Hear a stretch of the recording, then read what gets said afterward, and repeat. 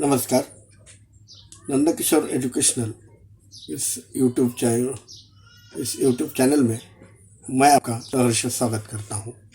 नमस्कार। नंदकिशोर एजुकेशनल इस YouTube channel में मैं आपका सहर्ष स्वागत करता हूं। चलिए दोस्तों, शुरू करते हैं। आज के इस वीडियो में हम देखेंगे reflexive pronoun. Before last video we saw the indefinite pronoun means अनिश्चयवाचक सर्वनाम के बारे में हमने जानकारी ली थी। आज के इस वीडियो में हम रिफ्लेक्सिव प्रोनाउन मीन्स निजवाचक सर्वनाम, इसके बारे में जानकारी हासिल करेंगे। रिफ्लेक्सिव प्रोनाउन का मतलब होता है, रिफ्लेक्सिव प्रोनाउन मीन्स निजवाचक सर्वनाम। यह वह सर्वनाम है जो यह प्रकट करे या करता है कि काम का प्रभाव कर्ता पर ही पड़ता है और किसी पर नहीं। आइए अब इसकी अंग्रेजी डेफिनेशन देख लेते हैं। Reflexive pronoun is used to point out that the action done by the subject turns back upon the subject as, for example, Mohan hurt himself. Mohan ने खुद को क्षति पहुंचाई। She deceived herself. उसने खुद को धोखा दिया। आइए number 8, empathetic pronoun. Empathetic pronoun इसे कहते हैं दृढ़ता सूचक सर्वनाम। दृढ़ता सूचक सर्वनाम वह सर्वनाम है जिसका प्रयोग जोर डालने के लिए किया जाता है। English definition: empathetic pronoun, empathetic means EMPHATIC. Empathetic pronoun is that which is used for the sake of emphasizes. EMPHASIS as. For example, I myself enjoyed the picture. ये चित्र मैंने खुद ने enjoy किया है, मैंने देखा। She herself will do it. उसने खुद ने ये किया है। ध्यान रहे कि रिफ्लेक्सिव और एम्पैथेटिक प्रोनाउंस सदैव पर्सनल प्रोनाउंस के साथ सेल्फ या सेल्फ्स लगाने से बनते हैं, किंतु प्रयोग भिन्न है। रिफ्लेक्सिव प्रोनाउन क्रिया के पश्चात आता है और एम्पैथेटिक प्रोनाउन प्रायः क्रिया से पहले, किंतु कर्ता सब्जेक्ट के बाद आता है। किंतु ऐसा होना सदैव आवश्यक नहीं है। जैसे I saw it myself. Second example, I was told this by the teacher himself. Next, number 9, a reciprocal pronoun. Reciprocal pronoun को हिंदी में परस्पर वाचक सर्वनाम कहते हैं।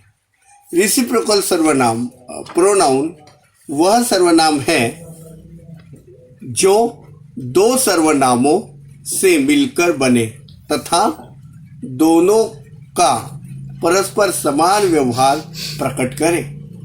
Definition in English: reciprocal pronouns are compound pronouns closely connected with each other, pointing out the mutual relation as, for example, we helped one another.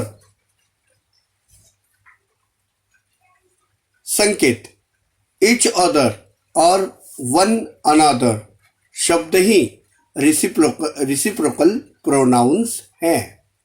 each other का प्रयोग दो के लिए, यानी दो व्यक्ति या दो वस्तु के लिए होता है, और one another का प्रयोग दो से अधिक के लिए, यानी दो से अधिक वस्तु या व्यक्ति के लिए होता है।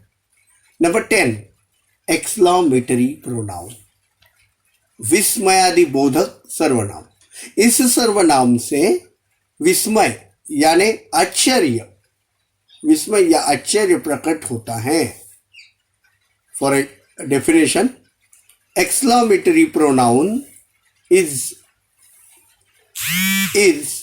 one which is used as an exclamation, as for example, what he is a thief, what he is a thief, क्या वह चोर है।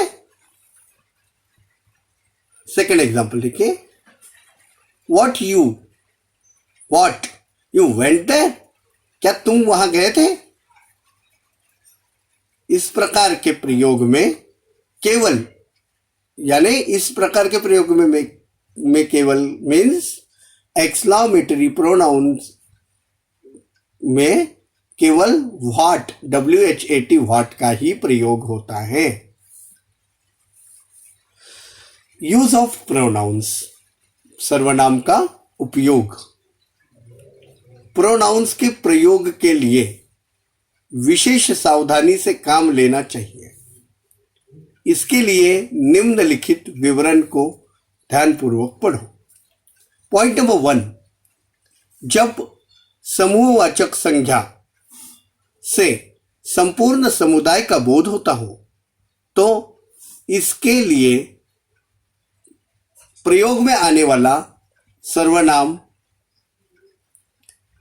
यानी प्रोनाउन सदैव सिंगुलर नंबर होगा। जैसे देखिए, the army killed its commanders, the army killed its commander. Second example, the jury gave its verdict, न्यायाधीशों ने उनका निर्णय सुनाया। पॉइंट नंबर 2, किंतु यदि कलेक्टिव नाउन यानी समूहवाचक संज्ञा से समुदाय के विभिन्न व्यक्तियों का पृथक पृथक ज्ञान हो तो प्रोनाउन यानी सर्वनाम का प्लूरल नंबर होगा, यानी सर्वनाम बहुवचन का उस समय प्रयोग में लाया जाएगा या फिर उस समय बहुवचन प्रोनाउन यानी सर्वनाम का प्रयोग होगा। एग्जाम्पल देखिए, the jury were divided in their opinions. यहाँ पे jury JURY jury, were WERE were, divided DIVIDED divided in IN, their THEIR, their opinion OPINIONS, opinions। Second example देखिए, the committee left their seats after deciding the matter। Number 3 नियम, जब 2 या 2 से अधिक एक वचन के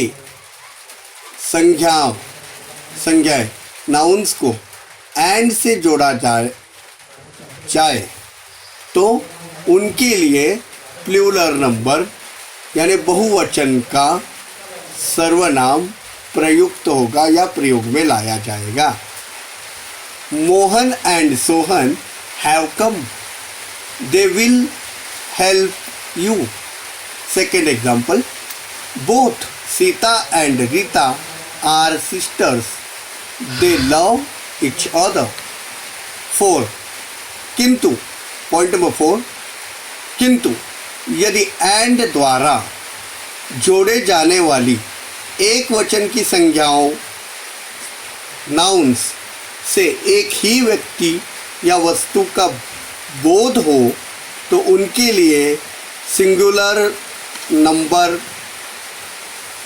नंबर का सर्वनाम प्रयोग में लाया जाएगा या सिंगुलर नंबर का ही सर्वनाम आएगा। जैसे the manager and chief guest has come to do his duty. Second example देखिए, द